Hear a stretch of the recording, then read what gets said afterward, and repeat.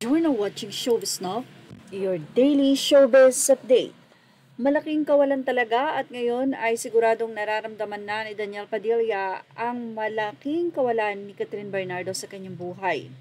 Yes, dahil alam nyo ba na viral ngayon sa social media ang naging post ng Shawarma Shop, kung saan alam ng lahat na silang dalawa ang endorser nito.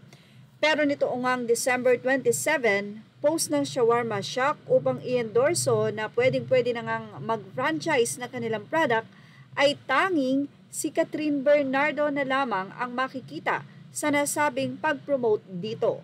Kaya naman sa comment section ay medyo nagulat ang marami. Siyempre alam naman na nila kung ano yung pwedeng mangyari. Hindi nga lang nila ina-expect na ganong kabilis ang nasabing impact ng hiwalayan.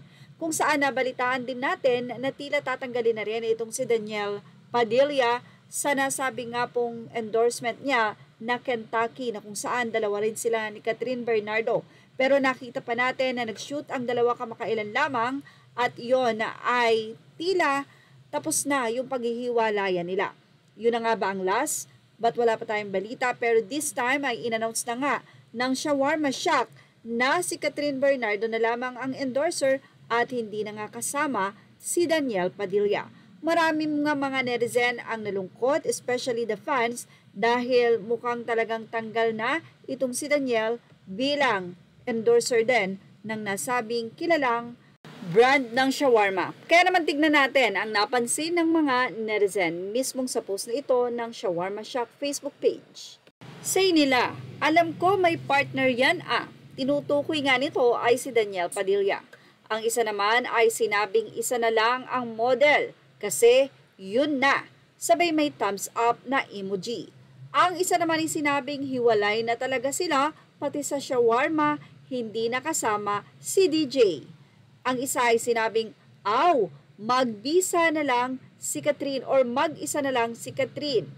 Yes, kaya pala desperado makipagbalikan si DJ, mawawalan yata siya ng cut dito.